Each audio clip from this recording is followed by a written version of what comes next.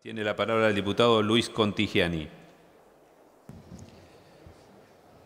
Señor presidente, estamos ante uno de los temas que impactan en la vida cotidiana de la mayoría de los argentinos, de los que trabajan, los que producen, causando niveles de sufrimiento y angustia y consecuencias sociales, económicas y laborales que yo catalogaría de desestabilizadoras.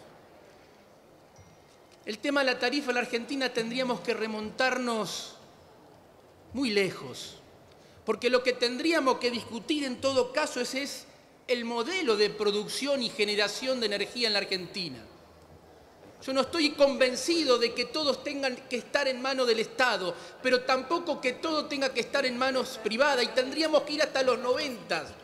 Y quisiera saber en los 90 qué posición política, cuando todo se privatizaba, tenían cada uno y en cada espacio político, y qué defendían esos espacios políticos entonces.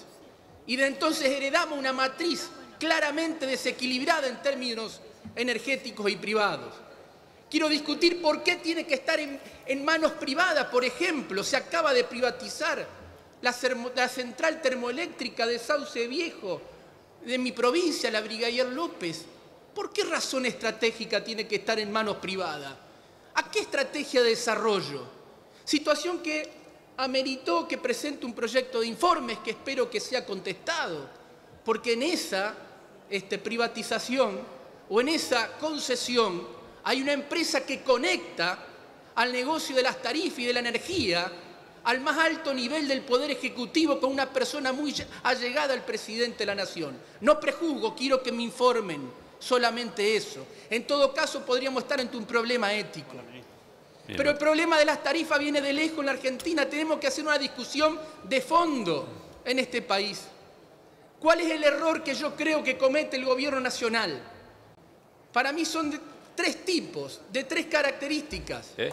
El primero, claramente, una absoluta desarmonía en las tomas de decisiones, porque por un lado querían en el 2016 enfriar la economía mediante políticas monetaristas que bien definí anteriormente, y por el otro hacían un aumento del cuadro tarifario agresivo, virulento, que aumentaban los costos de producción y distorsionaban todos los precios relativos de nuestra economía, generando inflación. En un contexto económico recesivo, esto es, el empresario pyme y el comerciante vendía menos, le aumentaban los costos de producción, no lo podía trasladar al mercado. El segundo error, o tal vez no error estratégico, tal vez una convicción de algún sector del Gobierno Nacional, no de todos, porque coincido que la Unión Cívica Radical de este tema sabe mucho y no fue consultada. Y es necesario que tenga la valentía de debatir de cara a su historia y lo que representa la energía en la Unión Cívica Radical y en su historia este tema en el país. Pero dolarizaron la determinación del precio de tarifas. No estamos definiendo el valor de las tarifas por el costo de producción nacional. Esto lo sabemos, porque hay un sector que cree en la teoría del derrame, que dolarizando las tarifas, que determinando el precio por el mayor volumen importado del país, íbamos a darles un conjunto de empresas, un colchón para que puedan invertir especialmente en Vaca Muerta. Y cuando vamos a analizar las inversiones, presidente, no son proporcionales a la renta extraordinaria que han recibido. Tercer componente, primer semestre del 2015, estimados colegas. La proporción del gasto público destinada a la energía era el 11%. Y quien habla cree que el déficit energético era preocupante en 2015 y que muchos de ustedes tienen razón en discutir ese tema. De hecho, los dos candidatos a presidente de la Nación lo tenían, que protagonizaron en noviembre del 2015 el balotaje, lo tenían en el debate, querían debatirlo, estaban preocupados por este tema. Del gasto público total, el 11% se destinaba al déficit energético en términos de subsidios. Pero también se destinaban en el primer semestre del 2015 el 8% al pago de intereses de la deuda. Cuando vamos 2 años posterior al primer semestre del 2015 y nos paramos en el primer semestre del 2017, vemos que el subsidio a las tarifas se redujo del 11% del gasto público total al 5%. Y el pago de intereses de la deuda del 8% saltó al 12%. Significa que todo el esfuerzo argentino, de la producción, del comercio, de las familias, no sirvió para nada porque fue mínimamente entonces, para no hacer ninguna otra valoración subjetiva, licuado por el pago de intereses de la deuda. Entonces ahí es donde uno dice cuál es la estrategia energética y la política energética de un país. Yo creo, presidente, que estamos ante una nueva situación en lo que es la energía en la Argentina. Por errores, por convicciones o por omisión.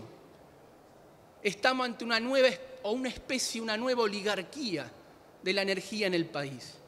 Muy pocas empresas concentradas, con mucho poder económico, están en una posición determinante a la hora de la definición del valor de las tarifas, de las inversiones, etc.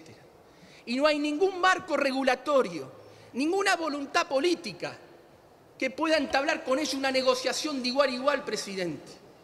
Y esto lo demuestran los balances, que acá se ha dicho claramente, los balances de las principales empresas de gas del país. Diputado. Ejemplo, termino, permítame un minuto más, señor, le pido menos, medio minuto. Metrogas, 700 millones de pesos de ganancia neta. Gas Cuyana, 588. Gas Natural Van, 542. Gas del Sur, 2.793 millones de pesos de ganancia neta. Ahí es donde la política tiene que saber negociar con el sector privado. Ahí donde el gobierno y el oficialismo tiene que darle más rueda a los sectores políticos y a los que saben de energía.